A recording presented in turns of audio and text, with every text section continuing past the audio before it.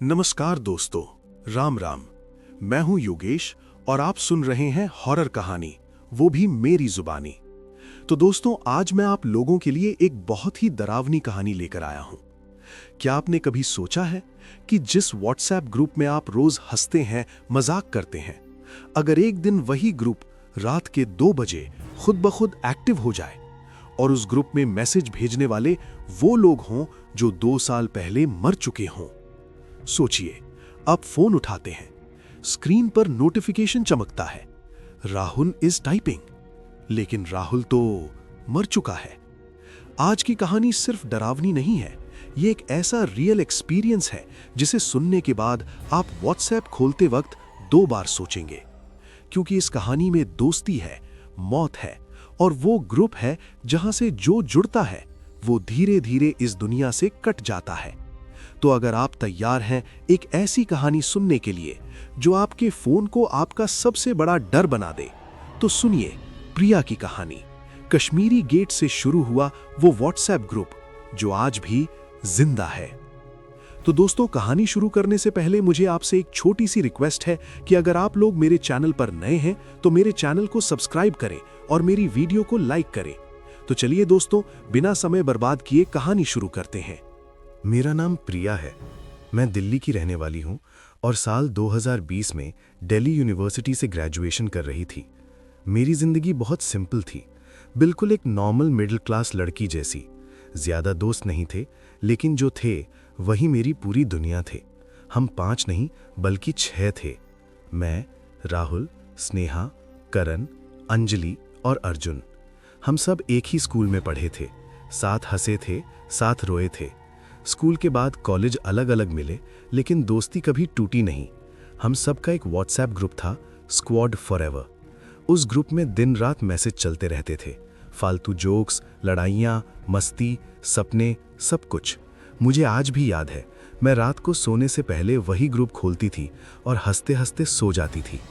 मुझे कभी नहीं लगा था कि वही ग्रुप एक दिन मेरी सबसे बड़ी डरावनी याद बन जाएगा। साल 2020 में हमारी जिंदगी अपने सबसे अच्छे फेज में थी। कॉलेज, दोस्त, प्लान्स, सब कुछ परफेक्ट लग रहा था। एक दिन करण ने ग्रुप में मैसेज किया, चलो यार मसूरी चलते हैं, रोड ट्रिप। सब तुरंत एक्साइटेड हो गए। रोड ट्रिप का नाम सुनते ही ग्रुप पागल हो गया। राहुल ने लिखा, भाई स्विफ्ट मेरी है, पेट्रोल मैं भरवाऊंगा। स्नेहा और अंजलि ने होटल और फोटो प्लान शुरू कर दिया। अर्जुन सिर्फ गिफ्ट भेज रहा था और मैं बस उन्हें देखकर खुश हो रही थी। ये ट्रिप हमारे लिए सिर्फ घूमना नहीं था, बल्कि बचपन की दोस्ती को फिर से जीने का मौका था। तय हुआ कि शनिवार सुबह निकलेंगे। मैं अंदर से बहुत खुश थी, लेकिन शायद किस्मत को कुछ और ही मंजूर था। ट्रिप से एक दिन पहले मेरी तबीयत अचानक खराब हो गई। तेज बुखार, बदन दर्द, कमजोरी। मम्मी ने साफ मना कर दिया। मैं बहुत रोई, बहुत जिद की, लेकिन शरीर साथ नहीं दे रहा था। रात को मैंने भारी दिल से ग्रुप में लिखा, यार तुम लोग चले जाओ, मैं बहुत बीमार हूं। ग्रुप में सन्नाटा छा गया। स्नेहा ने लिखा, तू नहीं जाएगी तो मजा नहीं आएगा। राहुल ने लिखा, अगली ट्रिप तू तय करेगी। मैंने बस एक स्माइली भेज दी, लेकिन अंदर से टूट चुकी थी। मुझे नहीं पता था कि वही मेरा आखिरी नॉर्मल मैसेज होगा। अगली सुबह वो सब निकल गए। मैं बिस्तर पर लेटी लेटी उनका व्हाट्सएप स्टेटस देख रही थी। हंसते चेहरे, गाने, हाईवे की वीडियो। दिल खुश भी था और भारी भी। दोपहर 12 बजे राहुल का मैसेज आया, लंच ब्रेक पर है, तेरी बहुत याद आ रही है। मैंने उसी मैसेज पर हार्ट रिएक्ट कर दिया। मुझे नहीं पता था कि वही आखिरी मैसेज होगा। उसके बाद समय चलता रहा, 1 बजे, 2 बजे, 3 बजे, लेकिन ग्रुप में कोई नया मैसेज नहीं आया। शाम के करीब 5:30 बजे मेरा फोन बजा। स्क्रीन पर करण के पापा का नाम था। मैंने जैसे ही कॉल उठाया, सामने से रोने की आवाज आई, प्रिया बेटा, सब खत्म हो गया। मेरे हाथ से फोन गिर गया। उन्होंने कहा, कश्मीरी गेट के पास एक्सीडेंट हो गया, NH44 पर ट्रक से टक्कर, कोई नहीं बचा। मेरे कान सुन्न हो गए। कुछ घंटे पहले जो लोग हंस रहे थे, जो व्हाट्सएप पर वीडियो भेज रहे थे, वो सब मर चुके थे। और यहीं से मेरी जिंदगी का असली डर शुरू हुआ। उस कॉल के बाद मेरी जिंदगी जैसे वहीं रुक गई थी। फोन गिर चुका था, लेकिन मेरी सांसें भी जैसे उसी के साथ गिर गई हों। मम्मी दौड़कर कमरे में आई। उन्होंने मुझे जमीन पर बैठा देखा। आंखें खुली थीं, लेकिन मैं कुछ देख नहीं रही थी। मेरे कानों में बस एक ही आवाज गूंज रही थी, सब खत्म हो गया। मुझे समझ नहीं आ रहा था कि कुछ घंटे पहले जिन लोगों से मैं व्हाट्सएप पर बात कर रही थी, जिनकी हंसी की वीडियो मैंने देखी थी, वो सब अब इस दुनिया में नहीं रहे। मेरे अंदर एक अजीब सा गिल्ट पैदा हो गया। बार बार दिमाग में यही आ रहा था कि अगर मैं उस दिन गई होती तो शायद वो सब बच जाते। फिर अगले ही पल खुद से सवाल करती, अगर मैं जाती तो शायद मैं भी मर जाती। उस दिन पहली बार मैंने महसूस किया कि जिंदगी कितनी बेरहम हो सकती है। घर में मातम का माहौल था, लेकिन जो दर्द मेरे अंदर था वो किसी को दिख नहीं रहा था। मेरे लिए वो सिर्फ दोस्त नहीं थे, वो मेरी पहचान थे। उनके बिना मैं अधूरी थी। अगले कुछ दिन किसी धुंध की तरह बीते। सब लोग रो रहे थे, फोन पर रिश्तेदारों के कॉल आ रहे थे, लेकिन मुझे कुछ भी साफ साफ याद नहीं है। बस इतना याद है कि हर रात सोने से पहले मैं उसी व्हाट्सएप ग्रुप को खोलती थी, स्क्वाड फॉरएवर। वही ग्रुप जहां कभी हंसी होती थी, अब बिल्कुल खामोश था। आखिरी मैसेज अब भी वही था, राहुल का, दोपहर 12 बजे का। मैं उस मैसेज को बार बार पढ़ती और रोती रहती। कभी गुस्सा आता कि वो मुझे छोड़कर क्यों चले गए, कभी खुद से नफरत होती कि मैं उनके साथ क्यों नहीं गई। कई बार तो ऐसा लगता था जैसे वो लोग अभी भी कहीं हैं, बस मुझसे नाराज हैं। मैंने कई बार सोचा कि ग्रुप डिलीट कर दूं, लेकिन हर बार उंगली रुक जाती। ऐसा लगता था जैसे उस ग्रुप को डिलीट करना मतलब उन्हें पूरी तरह खो देना। धीरे धीरे हफ्ते बीत गए। रोना कम हुआ, लेकिन खालीपन बढ़ता गया। कॉलेज जाना शुरू किया, लेकिन वहां सब अजनबी लगते थे। कोई मजाक करता तो मुझे गुस्सा आ जाता, कोई दोस्ती करता तो मुझे डर लगता। मुझे बस वही 5 चेहरे याद आते थे। समय के साथ मैंने खुद को समझाया कि जिंदगी आगे बढ़ानी पड़ेगी। मैंने पढ़ाई पे ध्यान देना शुरू किया, खुद को बिजी रखने की कोशिश की। बाहर से मैं नॉर्मल दिखती थी, लेकिन अंदर से मैं रोज टूट रही थी। रात को अकेले में वही सवाल आते, क्या वो लोग सच में चले गए हैं? कई बार ऐसा लगता था जैसे उनके बिना मेरी जिंदगी का कोई मतलब नहीं है। फिर एक दिन, महीनों बाद, जब मैं थोड़ी बेहतर महसूस कर रही थी, वही पुराना डर वापस लौट आया। वो रात बहुत शांत थी। मैं सोने ही वाली थी कि अचानक मेरे फोन की स्क्रीन जली। व्हाट्सएप का नोटिफिकेशन। पहले तो मुझे लगा कॉलेज ग्रुप होगा या कोई स्टडी मैसेज, लेकिन जैसे ही मैंने स्क्रीन देखी, मेरे दिल की धड़कन रुक गई। नोटिफिकेशन लिखा था, स्क्वाड फॉरएवर। मेरे हाथ कांपने लगे। वही ग्रुप जो महीनों से खामोश था, और भेजने वाला नाम राहुल। उस पल मुझे लगा शायद मैं सपना देख रही हूं। मैंने आंखें मली, फिर से स्क्रीन देखी। लिखा था, प्रिया कहां हो तुम? रात के करीब 2 बज रहे थे। मेरी सांस तेज हो गई। दिमाग ने तुरंत कहा, यह मुमकिन नहीं है, राहुल मर चुका है। मैंने उसके नंबर को बार बार चेक किया। वही नंबर, वही प्रोफाइल, वही नाम। मेरे शरीर में ठंड सी दौड़ गई। दिल कर रहा था फोन फेंक दूं, लेकिन नजरें स्क्रीन से हट नहीं रही थीं। मैंने कांपते हाथों से टाइप किया, कौन है? कुछ सेकंड बाद रिप्लाई आया, मैं राहुल हूं, तू मुझे भूल गई। उस एक लाइन ने मेरी रूह हिला दी। तभी एक के बाद एक मैसेज आने लगे। स्नेहा, करण, अंजलि, अर्जुन, सबके नाम। सब लिख रहे थे, तेरी बहुत याद आती है, तू हमें छोड़कर क्यों रह गई? मेरा दिमाग काम करना बंद कर चुका था। यह मजाक नहीं लग रहा था, यह बहुत रियल था। मैं चीख पड़ी, जोर से। मम्मी दौड़ कर आई। मैंने फोन बेड पर फेंक दिया, लेकिन नोटिफिकेशंस रुक नहीं रहे थे। फोन लगातार वाइब्रेट हो रहा था, जैसे कोई मुझे बुला रहा हो।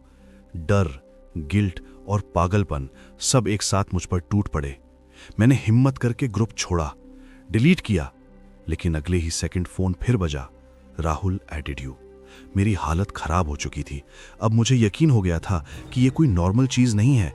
ये मेरे दोस्त नहीं थे, कुछ और था, कुछ ऐसा जो मुझे अपने पास बुला रहा था। और मुझे नहीं पता था कि ये शुरुआत है या अंत। उस रात के बाद मेरी जिंदगी 2 हिस्सों में बट गई। एक वो जो उस एक्सीडेंट से पहले थी, और दूसरी वो जो अब हर व्हाट्सएप नोटिफिकेशन से डरती थी। मैंने फोन बंद कर दिया था, लेकिन मन बंद नहीं हो रहा था। आंखें बंद करती तो वही शब्द दिखते, प्रिया कहां हो? सुबह जब मेरी आंख खुली तो सबसे पहले डर के साथ मैंने फोन देखा। फोन ऑन करते ही दिल बैठ गया।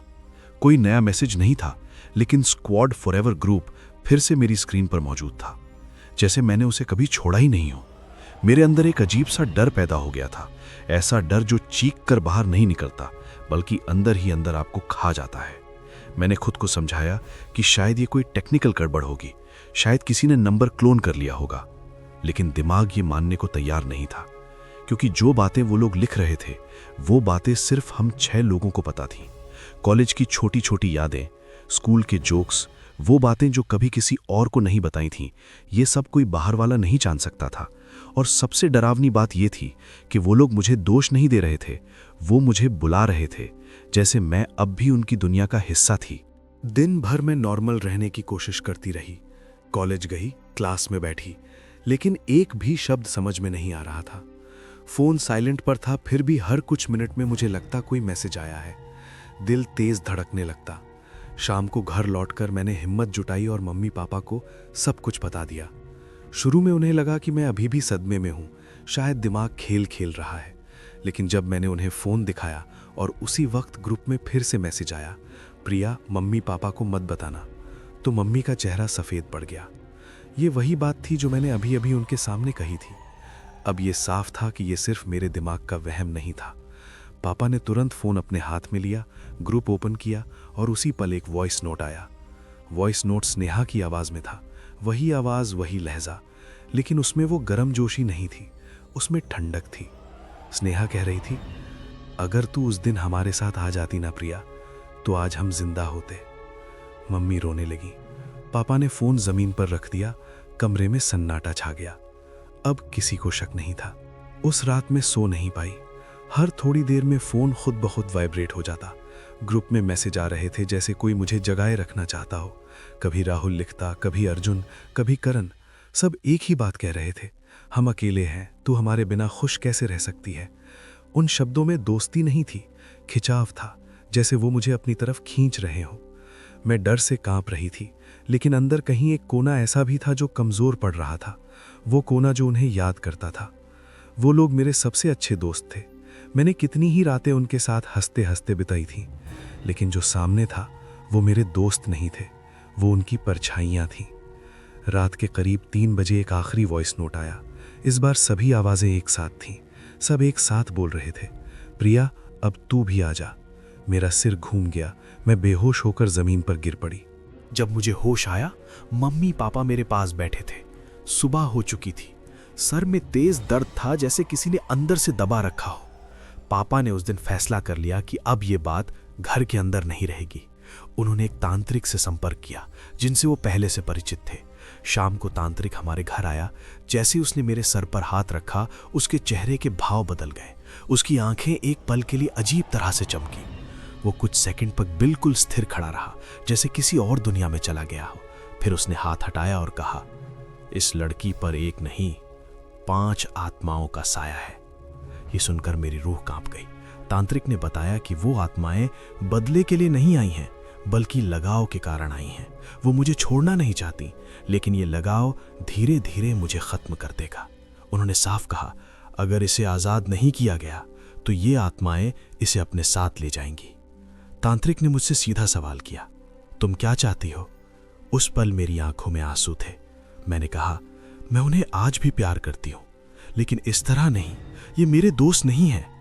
तांत्रिक ने कहा कि अमावस्या की रात एक विशेष यज्ञ करना होगा। उस रात मुझे सिर्फ अच्छी यादें सोचनी होंगी। अगर डर या गिल्ट आया तो आत्माएं और मजबूत हो जाएंगी। मैं डर गई थी, लेकिन मेरे पास कोई और रास्ता नहीं था। मुझे नहीं पता था कि आने वाली अमावस्या की रात मेरी जिंदगी की सबसे डरावनी रात बनने वाली है या मेरी आखिरी। अमावस्या की रात आने से पहले ही मेरे अंदर एक अजीब सा डर घर कर गया था। दिन में सब कुछ नॉर्मल लगता था, लेकिन जैसे ही शाम ढलती, मेरा शरीर अपने आप भारी होने लगता। ऐसा लगता जैसे कोई मुझे अंदर से देख रहा हो। उस दिन सुबह से ही तांत्रिक ने हमें कुछ नियम बताए थे। घर के बाहर एक खास जगह चिन्हित की गई जहां यज्ञ होना था। मुझे बार बार समझाया गया कि उस सर्कल से बाहर कदम नहीं रखना है, चाहे कुछ भी हो जाए। मेरे पापा बहुत शांत दिखने की कोशिश कर रहे थे, लेकिन उनकी आंखों में डर साफ था।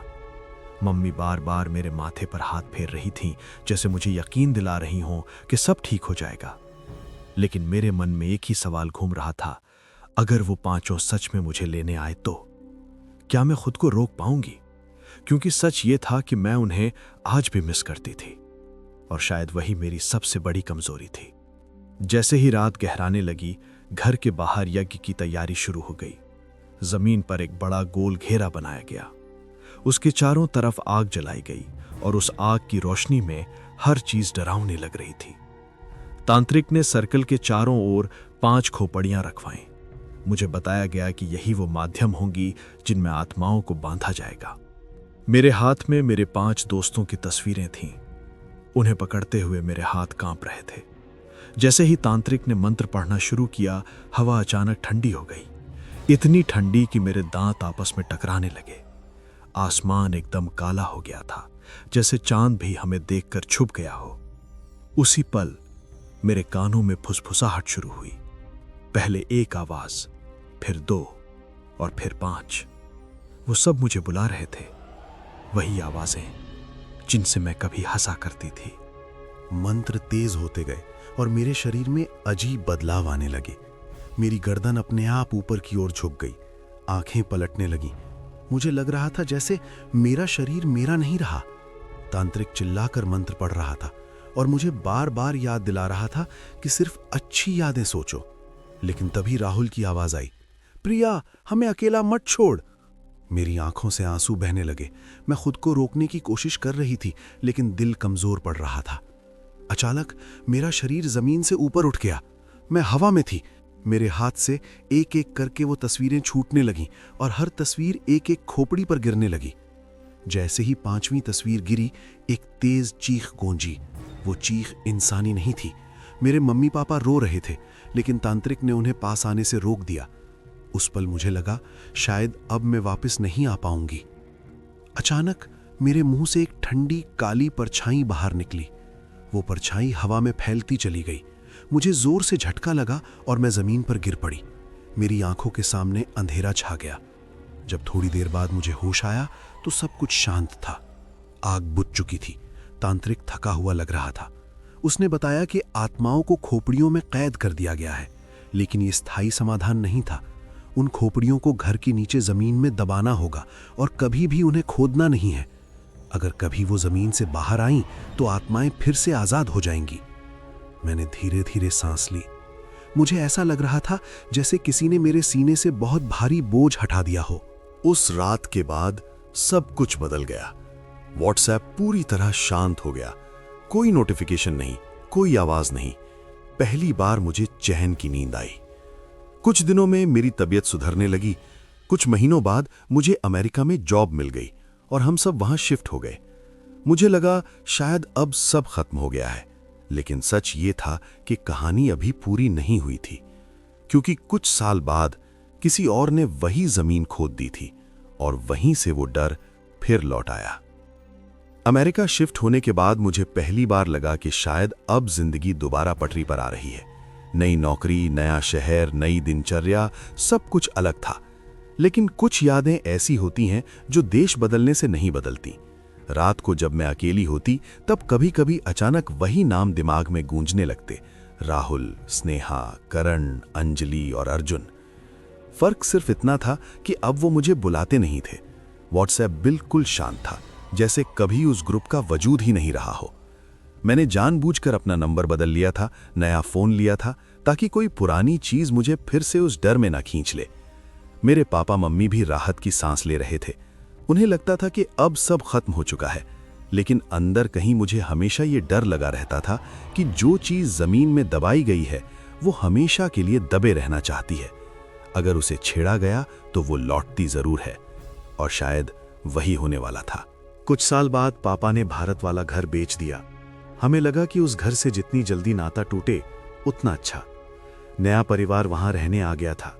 शुरुआत में सब कुछ नॉर्मल था, लेकिन कुछ महीनों बाद ही पापा के पास एक अनजान नंबर से कॉल आया। सामने से आवाज कांप रही थी। वो नए घर के मालिक थे। उन्होंने बताया कि रात में उनके घर में अजीब आवाजें आती हैं, बच्चों को बुरे सपने आते हैं, और सबसे डरावनी बात, उनकी बेटी को अचानक व्हाट्सएप पर किसी पुराने ग्रुप से ऐड किया गया है। ये सुनते ही मेरे हाथ से फोन छूट गया। मेरे पापा समझ गए थे, वही हुआ था जिससे तांत्रिक ने मना किया था। गार्डन बनवाते समय उन्होंने जमीन खोद दी थी। वही 5 हड्डियां, वही खोपड़ियां, जिन्हें कभी बाहर नहीं आना था। उस पल मुझे लगा जैसे मेरा दिल फिर से उसी डर में डूब गया हो जिससे मैं किसी तरह बाहर निकली थी। उस परिवार की बेटी की हालत दिन ब दिन बिगड़ने लगी, बिल्कुल मेरी तरह। रात को अचानक चीखना, किसी से बात करना और बार बार एक ही बात कहना, वो मुझे बुला रहे हैं। पापा चाहते थे कि हम फिर से भारत लौटें, लेकिन मैं जानती थी कि मैं अब उस डर को दोबारा फेस नहीं कर पाऊंगी। तांत्रिक से संपर्क किया गया, लेकिन उसने साफ कहा कि जो आत्माएं एक बार आज़ाद हो जाती हैं, उन्हें दोबारा बांधना बहुत मुश्किल होता है, क्योंकि अब वो और ज़्यादा गुस्से में होती हैं। और इस बार उनका टारगेट सिर्फ एक इंसान नहीं था, पूरा परिवार था। कुछ हफ्तों बाद खबर आई कि वो पूरा परिवार अचानक गायब हो गया है। घर वैसे का वैसा है, सामान रखा है, लेकिन लोग नहीं है। पुलिस ने केस दर्ज किया, लेकिन कोई सुराग नहीं मिला। अंदर ही अंदर मैं जानती थी वो 5 वापस आ चुके थे। सबसे डरावनी बात यह थी कि इसके बाद ऐसे केस सिर्फ एक जगह नहीं, कई जगह सामने आने लगे। अलग अलग शहरों में व्हाट्सएप ग्रुप्स बनते, जिनमें वही 5 नाम होते। जो भी उस ग्रुप में ऐड होता, पहले बीमार पड़ता, फिर मानसिक रूप से टूटता और फिर धीरे धीरे गायब हो जाता। लोग कहते हैं कि वो लोग पागल हो गए थे, लेकिन मैं जानती हूं सच क्या है। वो 5 आत्माएं अब बदले या दोस्ती के फर्क में नहीं थीं। अब वो बस साथ चाहती थीं, किसी भी कीमत पर, और हर बार किसी न किसी प्रिया को ढूंढ लेती थीं। आज भी जब मेरा फोन रात में बजता है, मेरा दिल एक पल के लिए रुक जाता है। मैं व्हाट्सएप खोलने से पहले 100 बार सोचती हूँ, क्योंकि मैंने देखा है, दोस्ती अगर जिंदगी से आगे चली जाए तो वो प्यार नहीं, डर बन जाती है। ये कहानी मेरी है, या शायद हर उस इंसान की जिसने कभी किसी को बहुत ज्यादा चाहा हो। अब ये सच है या अफवाह, ये फैसला मैं आप पर छोड़ती हूँ। बस एक बात याद रखना, अगर कभी आपको किसी ऐसे व्हाट्सएप ग्रुप का इनविटेशन आए जिसके मेंबर जिंदा नहीं होने चाहिए, तो उसे ज्वाइन मत करना। समय बीतता गया, लेकिन डर कभी पूरी तरह खत्म नहीं हुआ। बाहर से मेरी जिंदगी बिल्कुल नॉर्मल दिखती थी, ऑफिस, अपार्टमेंट, दोस्त, काम। लेकिन अंदर ही अंदर मैं हमेशा अलर्ट रहती थी। मैं अपने फोन को रात में साइलेंट पर नहीं रखती थी, क्योंकि अगर कोई नोटिफिकेशन मिस हो गया तो मुझे नींद नहीं आती थी। अजीब लगता है ना, जिस चीज से डर लगता है उसी पर नजर भी रखनी पड़ती है। व्हाट्सएप अब मेरे लिए सिर्फ एक ऐप नहीं था, वो एक डर था, एक ऐसा दरवाजा जो कभी भी खुल सकता था। कई बार रात के 2-3 बजे अचानक मेरी आंख खुल जाती थी बिना किसी वजह के, और जब फोन उठाकर देखती थी तो स्क्रीन खाली होती थी, लेकिन दिल कहता था कि कोई था जो मुझे देख रहा था। मेरे माता पिता अब इस विषय पर बात नहीं करते थे। शायद वो चाहते थे कि मैं सब भूल जाऊं, लेकिन कुछ चीजें भुलाई नहीं जाती। वो मेरे दोस्त थे, जिनके साथ मैंने बचपन जिया था, जिनके साथ हंसी, मस्ती, सपने, सब कुछ था, और शायद इसी वजह से वो मुझे छोड़ नहीं पाए। तांत्रिक की एक बात मुझे आज भी याद है, हर आत्मा बुरी नहीं होती, लेकिन अधूरी आत्माएं सबसे खतरनाक होती हैं। वो 5 अधूरे थे, उनकी जिंदगी अचानक खत्म हुई थी, और शायद वो चाहते थे कि मैं भी उसी अधूरी दुनिया का हिस्सा बन जाऊं। कई बार मुझे लगता था कि अगर मैं उस दिन उनके साथ चली गई होती तो ये सब कभी नहीं होता, लेकिन शायद तब मैं ये कहानी सुनाने के लिए जिंदा भी नहीं होती। एक रात कई साल बाद मेरा फोन फिर से बजा। इस बार कोई नोटिफिकेशन नहीं था, सिर्फ स्क्रीन ऑन हुई बिना किसी वजह के, और उस स्क्रीन पर सिर्फ एक चीज दिख रही थी, एक नया व्हाट्सएप ग्रुप का नाम था स्क्वाड फॉरएवर। मेरा दिल जोर जोर से धड़कने लगा। ग्रुप में कोई मैसेज नहीं था, कोई प्रोफाइल पिक्चर नहीं थी, बस 5 मेंबर्स, वही 5 नाम। मैंने फोन जमीन पर रख दिया और रोने लगी। मैं जानती थी कि अगर मैंने उस ग्रुप को खोला तो शायद ये मेरी आखिरी बातचीत होगी। मैंने भगवान से बस एक ही चीज मांगी, अब नहीं। कुछ मिनट बाद फोन अपने आप लॉक हो गया। अगली सुबह जब मैंने हिम्मत करके फोन चेक किया तो वो ग्रुप वहां नहीं था, जैसे कभी था ही नहीं। लेकिन क्या सच में? उस दिन के बाद मैंने एक फैसला लिया, मैं अब कभी किसी अनजान ग्रुप को ज्वाइन नहीं करूंगी, कभी किसी पुराने नंबर से आए मैसेज का रिप्लाई नहीं करूंगी। क्योंकि कुछ दरवाजे ऐसे होते हैं जिन्हें अगर एक बार खोल दिया तो फिर बंद नहीं होते। मैंने सीखा कि दोस्ती जिंदगी तक ही खूबसूरत होती है। मौत के बाद अगर दोस्ती लौटे तो वो दोस्ती नहीं रहती, वो एक बुलावा बन जाती है। आज भी दुनिया में कई लोग अचानक गायब हो जाते हैं।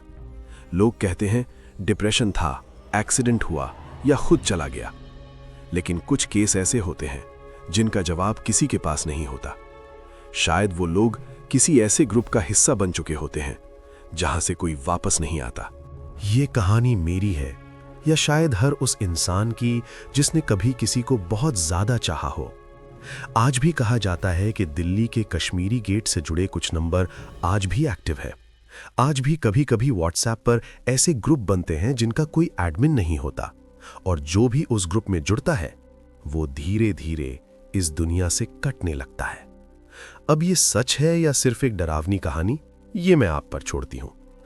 बस एक आखिरी बात याद रखना, अगर कभी व्हाट्सएप पर कोई ऐसा मैसेज आए जो किसी मरे हुए इंसान की तरफ से हो तो जवाब मत देना, क्योंकि कुछ मैसेज जिंदगी बदल नहीं करते, जिंदगी खत्म कर देते हैं।